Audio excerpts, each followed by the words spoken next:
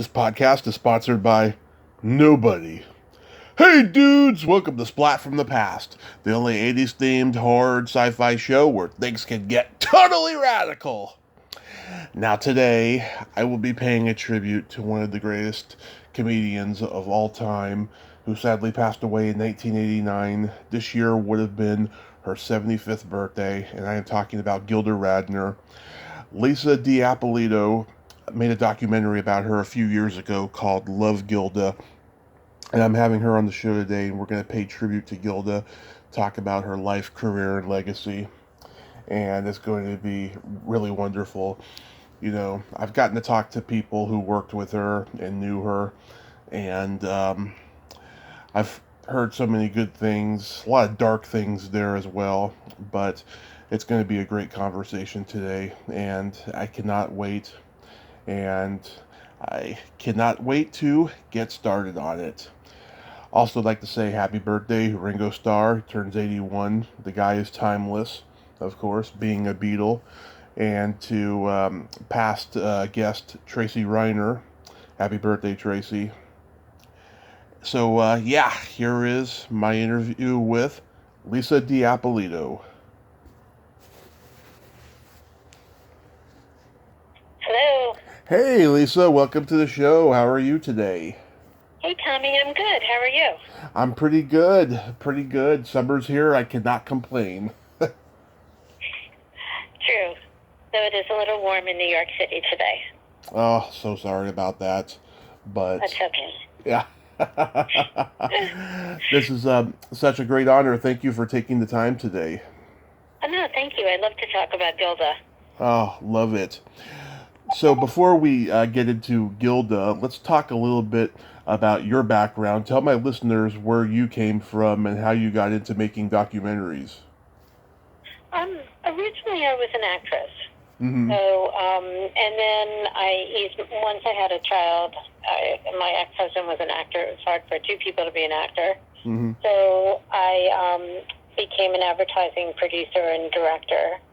And then started, my favorite part was always interviewing people and having real stories and real people. And I phased my way into documentaries that way. And I was doing volunteer work at Gilda's Club doing their videos. And I, of course, always loved Gilda, but I really thought she needed a film. So that's how I started getting into documentaries, was really through Gilda. Mm-hmm. Because according to IMDb, and we know how inaccurate IMDb can be, you were in Goodfellas. Yes, that's my claim to fame, my small part in Goodfellas. Yeah. What do you remember from being on the set of that? Well, it was a pretty, memorable moment, I could say. I'm in a scene with Joe Pesci and Robert De Niro, and just Martin Scorsese was lovely, and they were lovely, and it was just a wonderful day, and just very easygoing. It seemed like just everyone knew each other and just let it go. There was no stress or anything. It was very exciting, especially for me. Oh, that is wonderful. It must be great to be part of a beloved movie like that. Yeah, it's definitely a highlight of my life, I could say. Yeah, I've talked to maybe two other people from Goodfellas, and they feel the same way. Yeah, it's become such a timeless classic, and it's only been 31 years since it came out. Don't say that, then you date me. People are not dumb; they can figure it out. Yeah, true. You can't really hide your age anymore. Yeah. Are you a native New Yorker? I am. I grew up in the Village in New York, and I still live here, and I still love New York. Mm-hmm. Yeah, someday I'll go there, but I heard right now it's crazy because of COVID and all. No, today was an exciting day. It was there was a huge ticker tape parade for the heroes of the essential workers, and there were floats and people having fun, and it was pretty exciting. It's actually a great time to visit right now. Oh, okay. Yeah, because for a while there, it seemed like it was pretty grim over there. That's good. I'm glad that Yeah. Glad you got to have a parade there. Yeah. We have a parade, and life feels like it's getting back to normal. So come before the tourists come. Yeah. Or in a couple of years. Yeah. So you were visiting Gilda's club, and that was what gave you the incentive to make the documentary? Yeah, I would interview people who are members of Gilda's Club, and Gilda's Club is a place for people who are dealing with cancer, and it was founded after Gilda passed away by Gene Wilder, her husband, and friends. And there's several Gilda's Clubs throughout the country. And they're just like an amazing place. It's a positive place for people with cancer and their families. It's a place of laughter. And it's a place in the spirit of Gilda. And when I would interview people for the fundraising videos, they would talk about Gilda as if she was a friend or as if she was an inspiration. So I felt like her, besides being such an amazing comedian, groundbreaking comedian, she had her legacy left behind also an important role in the cancer world as an inspiration to others. And I still get emails and texts and Facebook messages about people who are going through cancer who really have read Gilda's book or have found a Gilda's Club or remember what she went to and were inspired by her. Right. I mean, she definitely was an inspiration, no doubt about that. In terms of what happened and everything, my interest goes back to when I was age 4. I saw the movies that she made with Gene Wilder and loved them, and then I started watching old Saturday Night Live by the time I was 8 or 9, like seriously 8 or 9. And I fell in love with her there, especially when I saw the Judy Miller Show sketch, because that was a sketch I could relate to. I used to put on imaginary shows in my bedroom when I was a kid, I mean, I was always entertaining the family, putting on imaginary Saturday Night Live sketches too and stuff. Yeah, so it was something that I could relate to, and especially when I saw her A&E biography and I found out that, she was heavy as a kid, I was a heavy kid. So then I could just relate to her that way. I think that's what it is about Gilda, is that she's so relatable. That there's something in her that represents everybody. Yeah. And there's there's a good spirit inside, and there's also somebody who's gone through so much and still laughs and still smiles and still goes on and kind of takes a negative situation and makes fun of it in a positive way. Yeah. So your parents must have been pretty progressive to let you watch SNL when you were very little. Oh yeah, my parents have always been open-minded and free-spirited. I mean, I saw everything when I was a kid. I mean, there were certain things they didn't know I saw until much later that I would never watch while they were awake,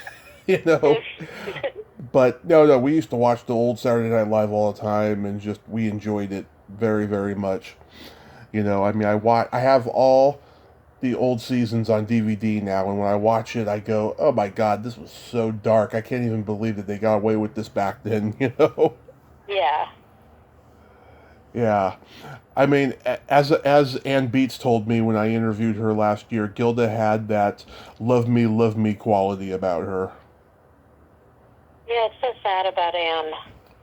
I know, she was great. And I think the camaraderie that Gilda had with the female writers on the show, actually with all the writers, I think the writers just loved writing for Gilda. Mm-hmm. But there was a need for Gilda to feel loved, and that was her driving force. But her other driving force was to love other people. So it was like a two-way street. I think it was for her to be loved and also to love. Right. How did Gilda get on Saturday Night Live? Because she was the first cast member, right? Yeah, so she knew Lorne Michaels, and he had been following her because she did Godspell in Canada, which was a big hit, and I think also he knew her from a while, so I think he knew right away he wanted to hire her. Wow. Yeah, even though Saturday Night Live was like a male dominated, fraternity like it always has been and stuff, it seems like even in that competitive environment, Gilda was well liked by all the men, especially Alan Zweibel, who was one of her best friends. Yeah, and one of my good friends too now. Oh, that's good. Yeah. Yeah, no, her and Alan had a very special relationship. Mm-hmm. Really great both like as friends and as a comedy team. Right. I think, they were really well balanced together. But I think Gilda was beloved. Lorraine, I interviewed her for Love Gilda, and she and Gilda loved each other. And I think Gilda just really basically, she was competitive in her spirit. Uh-huh. But I think that basically, she was able to get along with everybody. But she wasn't malicious or mean about being competitive, was she? No. Yeah. No, I think she always wanted herself to be heard, and I think, I think anybody who's a performer is somewhat competitive. I Yes. think there's a competitive spirit in it, and I think the way that Saturday Night Live is set up even today, they start off the week with everybody has the writers and the performers have ideas, and by the end of the week, some are selected and some are toned, some are made into what you see on Saturday Night Live. So I think it's a competitive attitude. Yeah. In general, but that doesn't mean it's a backstabbing attitude. It just means the survival of your idea and your sketch. Yeah, I mean, all those great characters she had on the show, when you look back at it in hindsight, they were a little bit better than the characters Jane and Lorraine had. They were well-defined, very irreverent, appealing characters. Emily Latella, who was based on Dibby, who pretty much raised her with the hearing problem and everything. Yeah. I used to love it when she would call Jane a bitch on Weekend Update. That was so funny. Yeah, no, Rosanna Dana. Do you know where that character came from? Basically, there's different, in interviews that Gilda, they talked about, basically her name came from different ways and her image came from different ways. She was originally in a sketch called Hire the Incompetent. Uh-huh. And that character revolved into what kind of wig they had, what kind of outfit they had. And then there's some story that I think Alan and Gilda talk about the name game. Oh, yeah. Banana, you revolve a name. And then there's also stories that it was based on Roseanne Scamadella, who was a New York TV host. So I think it's a conglomeration of a whole bunch of different things and characters. Right. Billy, Bo Billy, Banana, Dana, Bo Billy. Yeah, that's it. That's the song. Yeah. That's pretty clever. Yeah. Yeah. And of course, there was Baba Wawa, who's based on Barbara Walters. Mm-hmm. Yeah. And apparently, Gilda and Barbara Walter at one point had the same hairdresser. Oh, yeah? I heard. It didn't go over well, did it? Yeah, I don't know. And of course, Lisa Loopner, the nerd girl. Yeah. Yeah. There was some. And her performances with Bill Murray, they're just so endearing to watch them together. Yeah.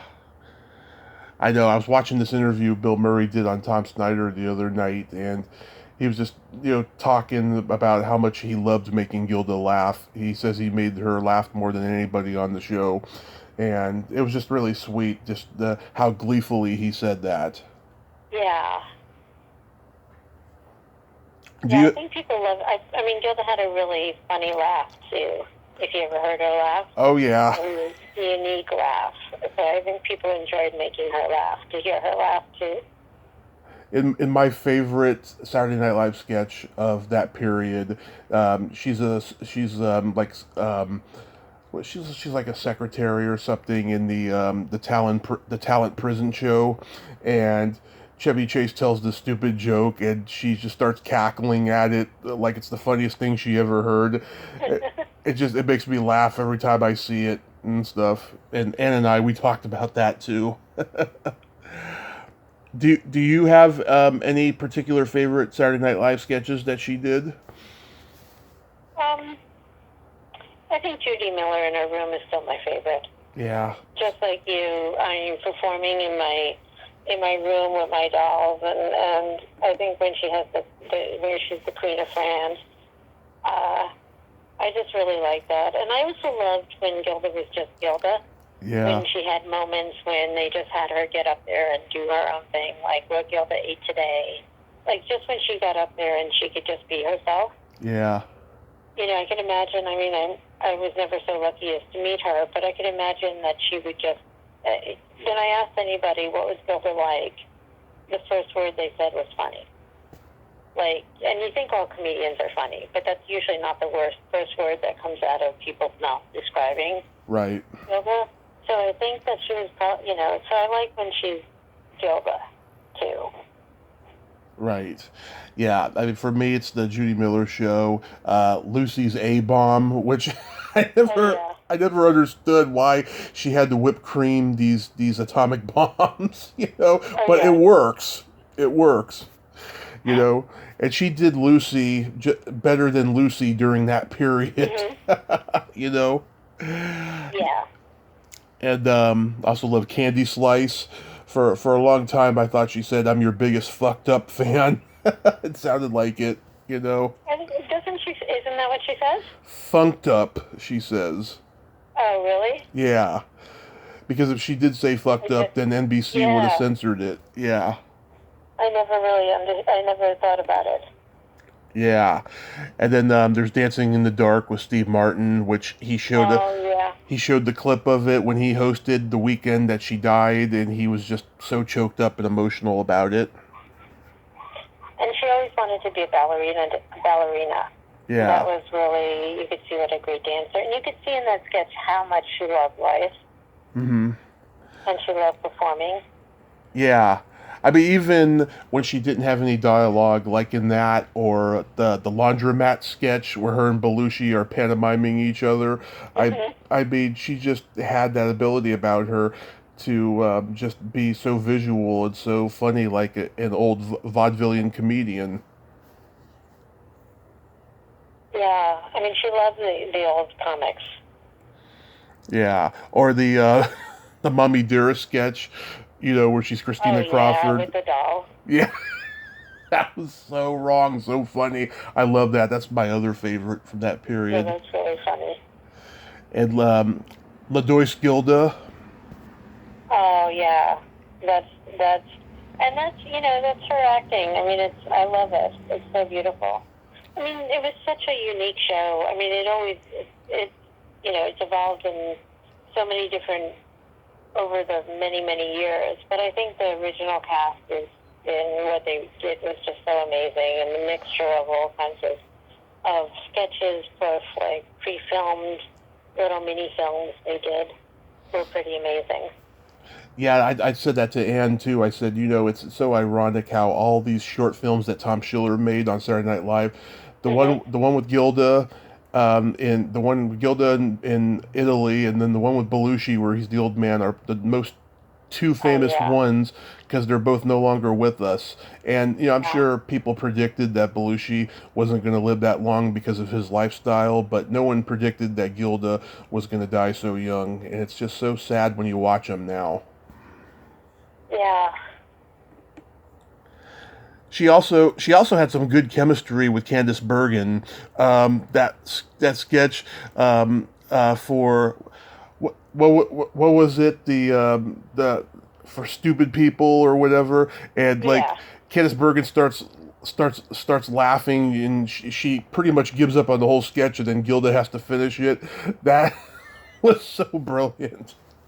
Yeah, that was so funny. That's definitely one of the best moments of actors going, you know, just going off camera, or you know, kind of breaking their characters. Yeah, and then the first time that Candice Bergen hosted, her and Gilda had this moment where they're on the stage just talking, and Gilda's almost acting like a journalist. She's got like a pen and a paper with her, even though she's playing herself, and she's telling her that she's jealous of how pretty she is. Oh yeah, I remember that. Yeah, and that moment was so great, especially when they hugged at the end of it, and then they introduced the musical guest or whoever was on. Yeah, Yeah, that's like an example, I think, of Gilda being herself, because that's probably what she would really say. yeah. Remember the Jewish jeans Oh commercial yeah, yeah, that was funny. and the Hey You perfume? That walk that she does from the apartment to the cab after the one night stand was so hilarious. It's Yeah, it's like she had that presence, with the she could do any kind of a walk or anything. It would be hilarious. yeah, And she was a great actress. she was a very great actress. Yes. Is it true she disliked being bothered by fans but was angry if she didn't? I mean, that's what everybody says. Uh-huh. It's sort of, is that like an Anne thing that Anne said? She didn't say that, no, but I've heard a Oh, lot of people say it. I think a lot of famous people are like that too. It's like, I think it's like, it's annoying probably to be bothered all the time, but then if you're not bothered, you're like trying to figure out if you're relevant or not. Yeah. I mean, I get like that sometimes. I'll go to a Comic Con or a Horror Con and stuff. Somebody will recognize my voice, but that's not very often. But then all these people who like listen to the show like message me on Facebook and they want to talk pop culture with me, and I'm like, I just want to wind down since I'm going to bed. It's usually late at night, So like I can understand that, and I know it's only going to get worse from there. Yeah, I think also Gilda wrote, like, I used some of it in the film. She wrote a lot about funny things about fame. Uh-huh. I think she wrote this great little, she was a really good writer too, and she wrote something about, going to places and people knowing her and not knowing why they knew her and forgetting forgetting she was famous. Yeah. I mean, she looked like she had that accessibleness to her. But yeah, I mean, being like super famous like that, it could be a double-edged sword. Well, I think if you think about back at the time, like when Saturday night, there were only few there weren't like it is today when there's hundreds of channels. There's only a dozen channels, Hmm. and they were the only shows live show it on Saturday, and they were really like the rock stars of the New York City culture. So I think like wherever they went, there were tons of fans after the first season. They were Right. just mobbed everywhere. Right. I remember I heard Lorraine say in an interview that every time, every time they would do the last episode of the season, by the next day she was on a plane back to L.A. because she couldn't handle New York, like when the show wasn't in season. Yeah. When I was 12, I saw Gilda live on VHS, and I laughed out loud with my hand over my mouth when she started singing "Let's Talk Dirty to the Animals." Oh yeah. That's so funny, that song. Yes, Anne told me Michael O'Donoghue wrote that, Yeah. and yeah, I was just I'm easily amused at anything that's politically incorrect, but I just could not believe it because I was so used to seeing Gilda so innocent, Mhm. even in a show that's semi-racy like Saturday Night Live, but see something like this, I was in shock, but I loved it. Oh yeah, I forget. I have to watch. I have to like now that I need something. If I need something to make me smile, I'm gonna go watch that. Oh yeah, I mean it's great. Do you know if in general she had a potty mouth off stage? Oh, I heard she did. Oh yeah, That's what Alan said. That she did. love it, love it. Yeah, I mean, I never heard it, but I think that's what Alan said. Yeah, maybe someday they'll emerge with like a bootleg of some private interview where she's saying "fuck this, fuck that" or something. Yeah. I don't know. I don't know. I can't hear her say it in a negative way. Not in a negative way, no. Not like in a mean way. No, not like that. No. Another piece of irony there with Gilda Live. Anne told me that Goodbye Saturin was ironic because Gilda would spike her tab with vodka and saturin. Yeah, that's what they said. Yeah. For a little bit of time. Well, I think saccharin, she used to, apparently the type of tab she had was banned in the U.S. Uh-huh. And she would have it imported in from Canada. Huh, that's interesting. Yeah, it was banned because apparently it caused cancer, whatever the ingredient that was in it. Oh yeah, and didn't they tested it on a lab rat or something, and it was I don't true. know, but she loved it so much she had it sent in. Wow, that is Somebody pretty. told me that. I don't know if it's true, but.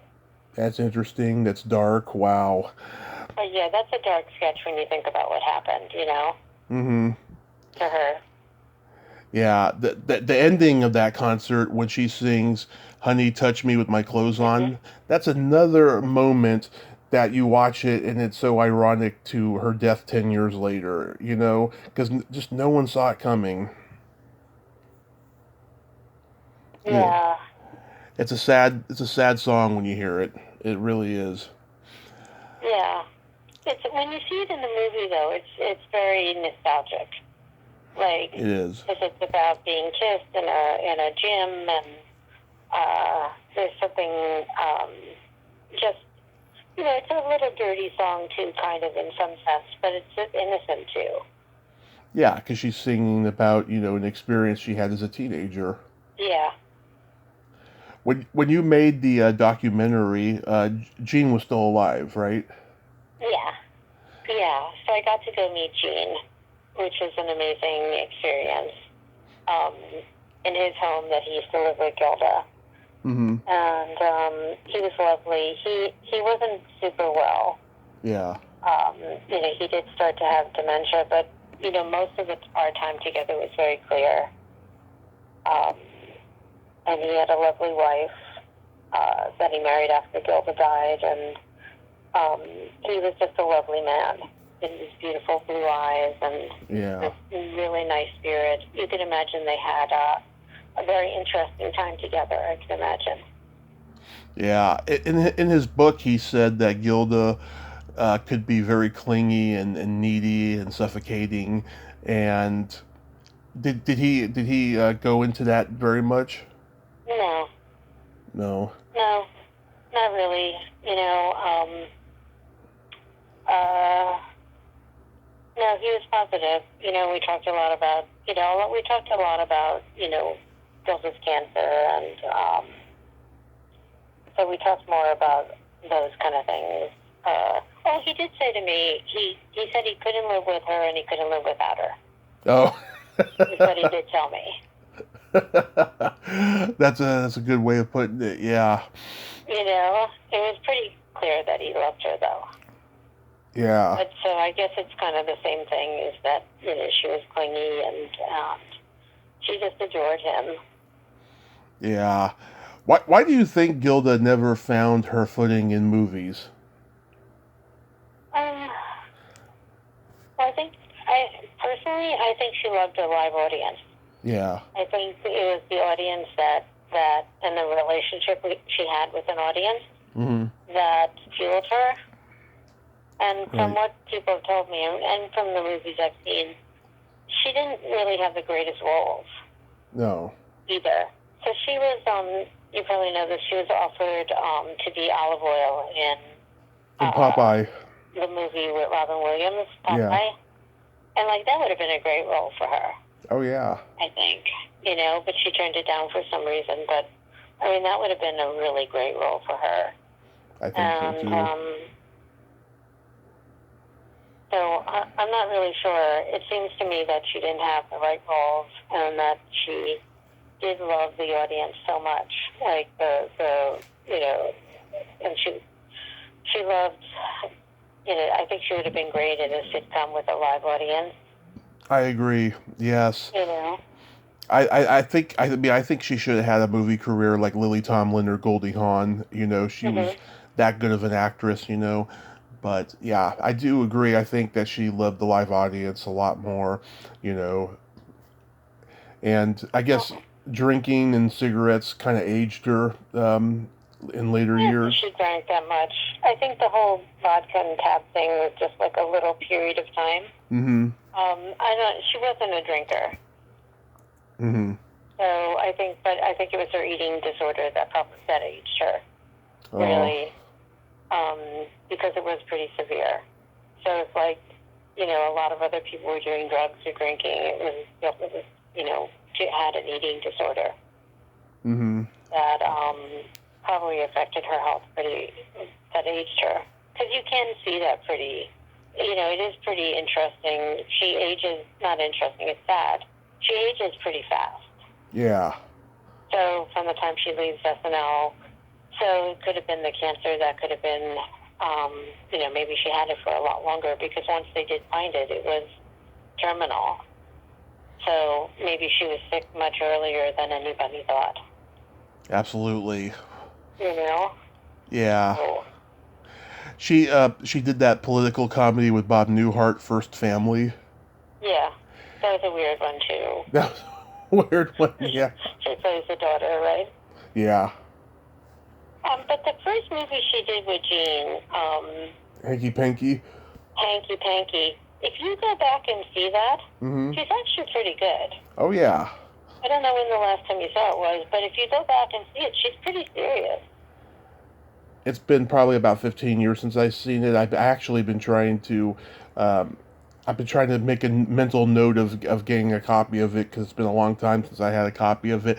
But I love that movie, and what I love about it is it's like those Cary Grant and Audrey Hepburn movies where they're on the run, you know, for doing, you know, spy thriller type of a thing. That's what I love about it, you know, and it's got a little bit of Hitchcock in it too. And the funny part is that was supposed to be a follow-up to Stir Crazy with him and Richard Pryor, but Pryor backed out of it, and so he said, okay, let's give him a love interest then, and that's how Gilda got cast.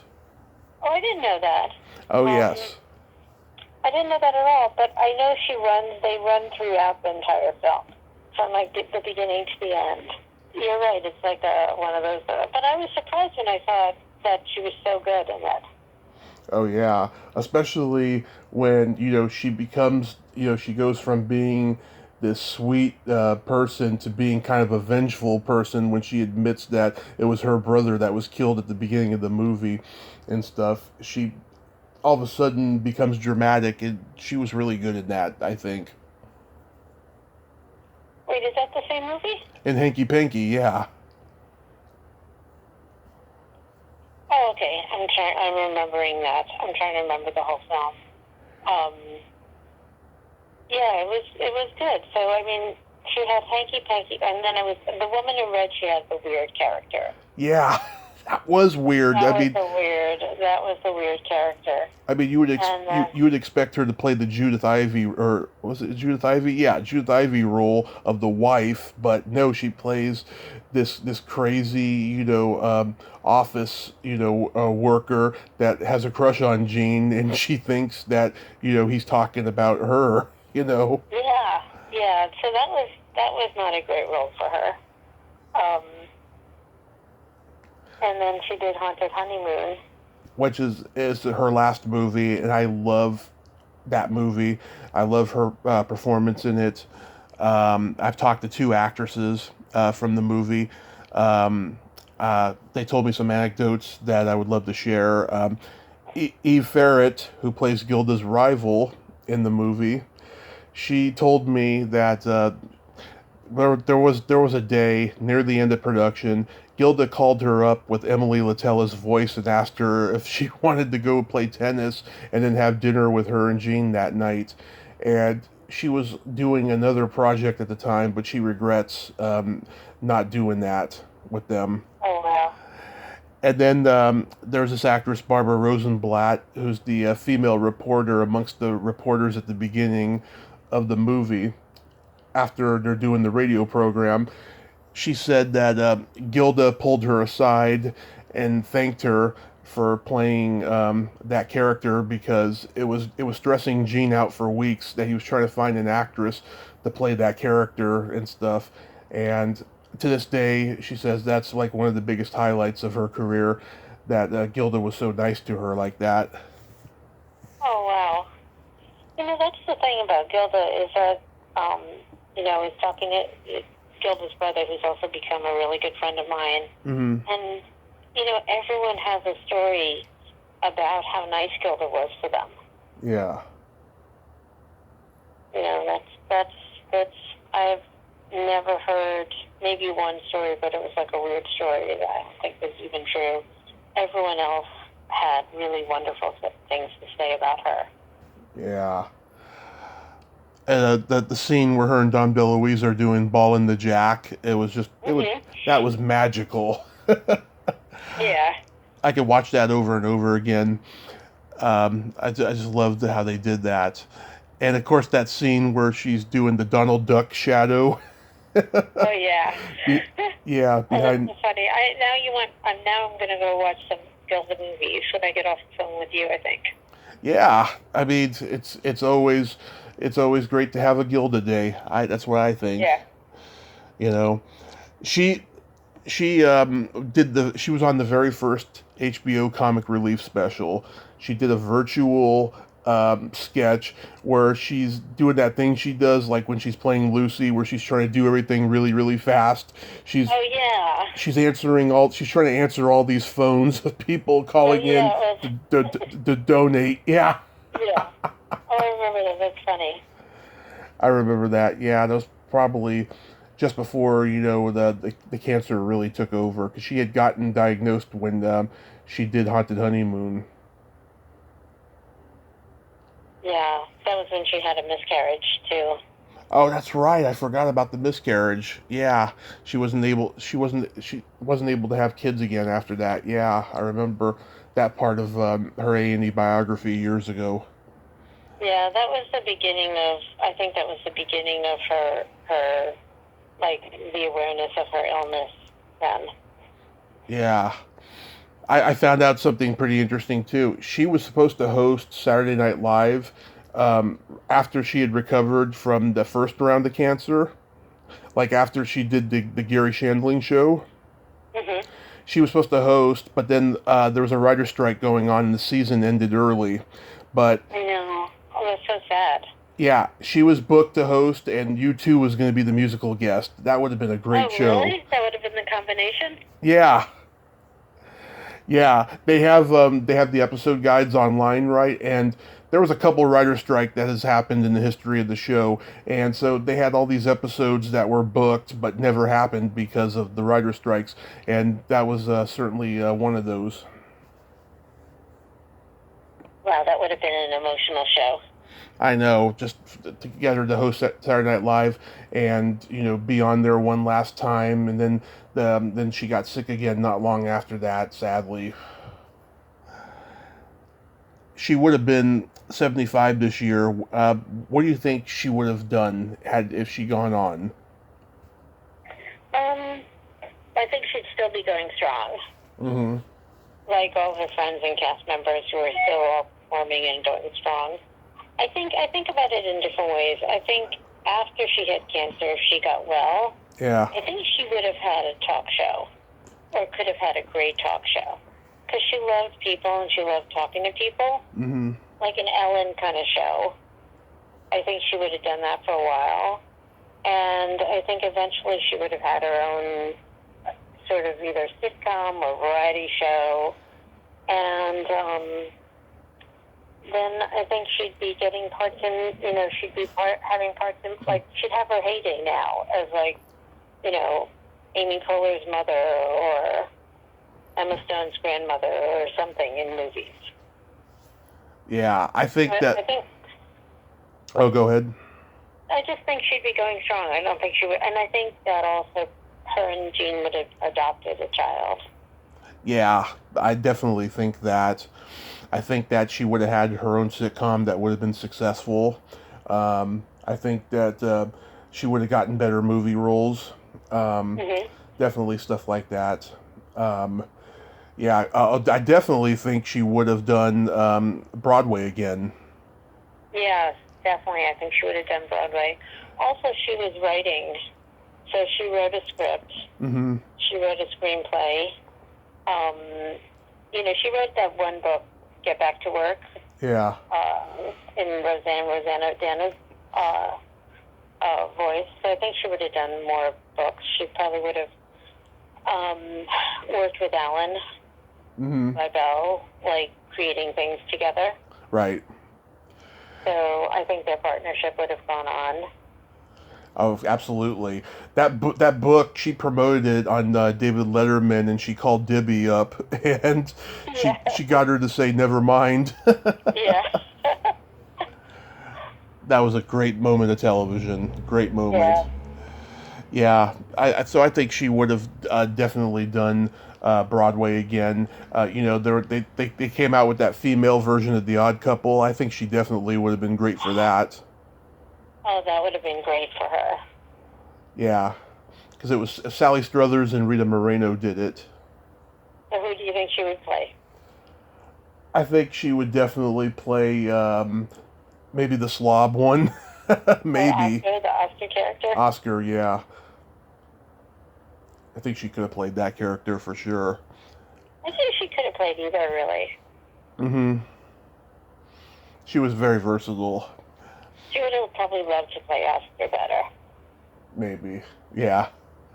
When I first saw Molly Shannon play her Catholic schoolgirl, Mary Catherine Gallagher, on Saturday Night Live, and she took her first fall, I said to myself, she's the next Gilda. She's on that talented level.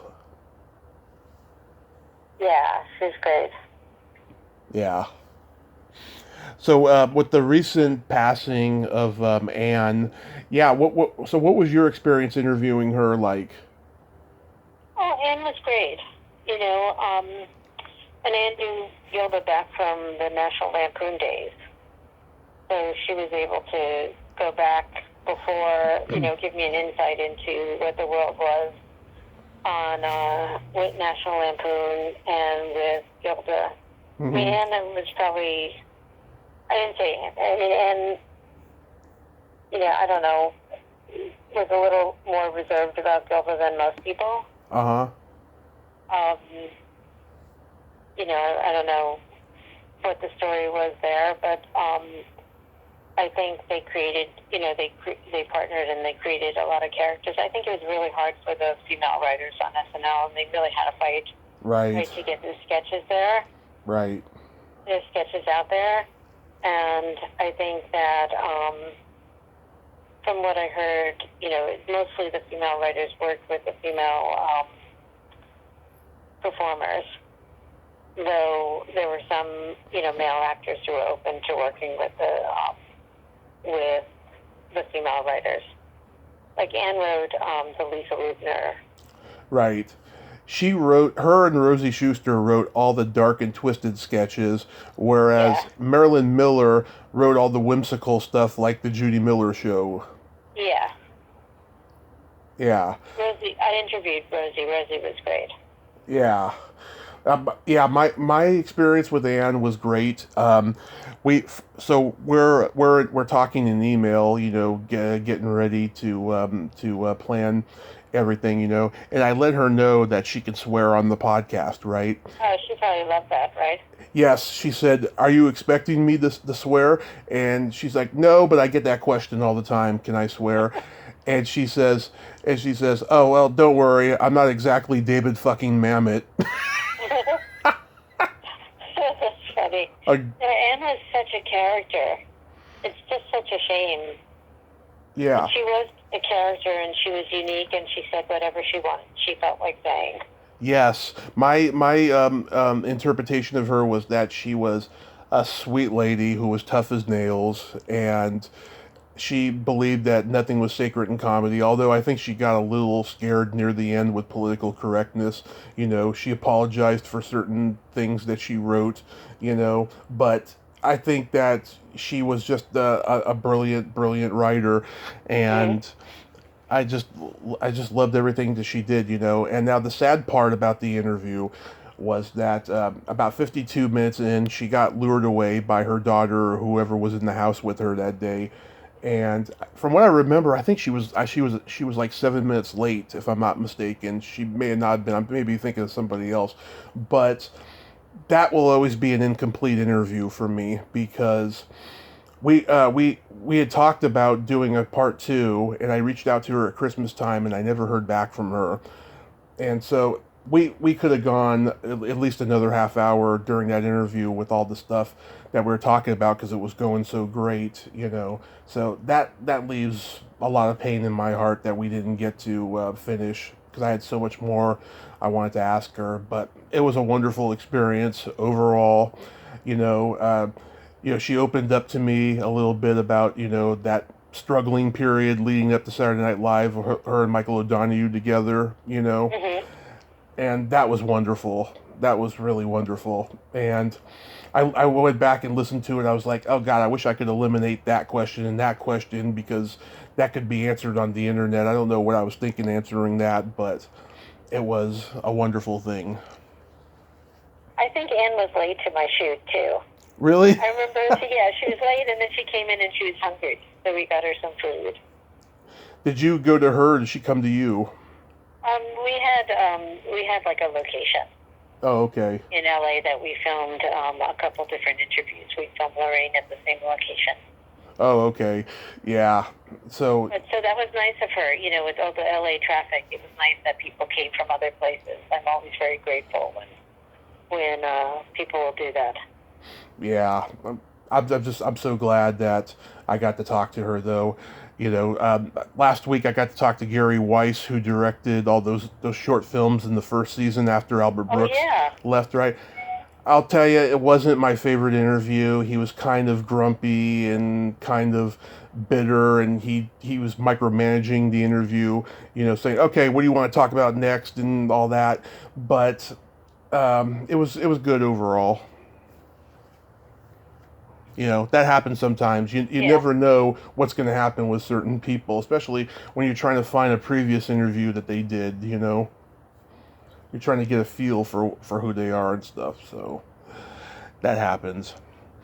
But Yeah. I noticed on IMDb that you are currently working on a documentary about Albert Pune. I thought that might be that you might know who he is. Yes. You know who he is? Yes. I grew up watching Radioactive Dreams. Oh, cool! What a strange movie, right? I love that movie. As a matter of I know, fact, it's great. I talked to the makeup artist V Neal, and I was literally, she told me I was literally the first person who's ever asked her about that movie. Oh, really? Yeah.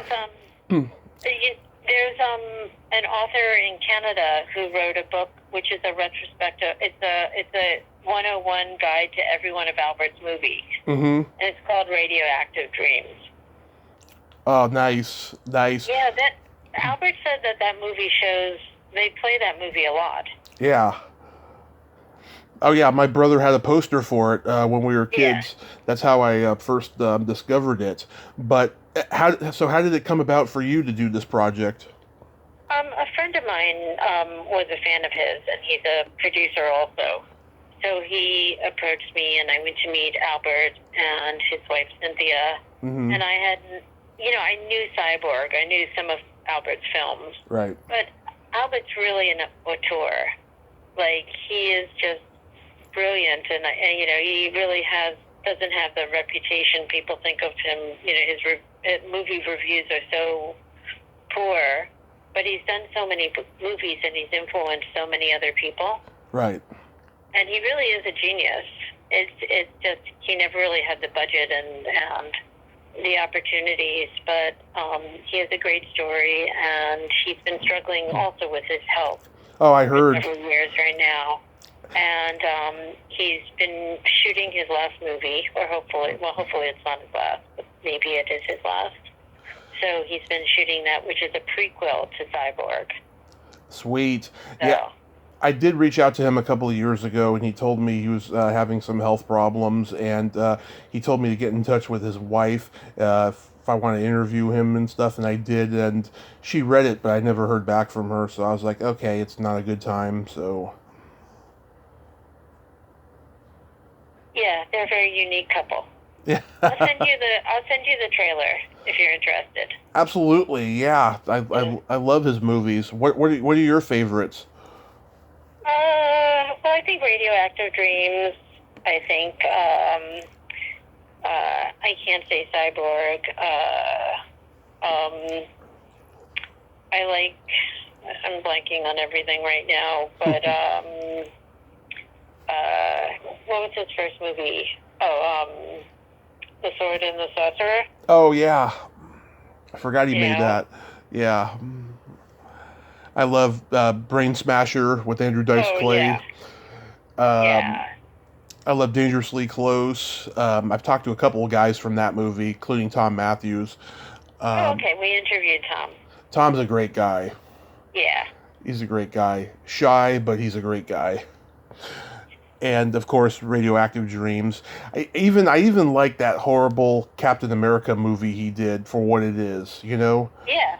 Because there was that period where, you know, after Batman came out, for some reason the B movie studios wanted to make superhero movies, and Albert made that. Roger Corman made the Fantastic Four or whatever it was, and there was like a legal limbo on that. It didn't get released for a long, long time. And stuff. Yeah, even though it's not the greatest, I still like it. Yeah, it's sometimes you have to watch Albert's films a couple times and really get his intentions. But he has an amazing imagination. He certainly does. He certainly does. So you're working on that. Is there anything else you'd like to make as far as documentaries go?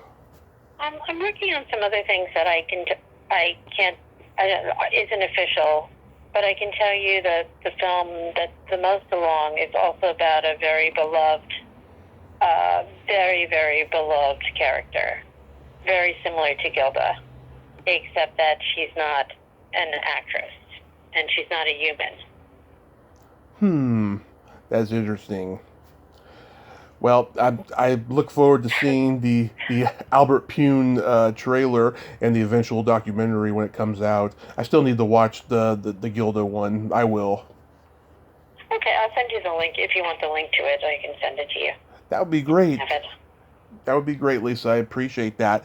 And I thank you so much for coming on today and preserving Gilda's memory. You know, 75 years old she would have been today, and her comedy and legacy lives on.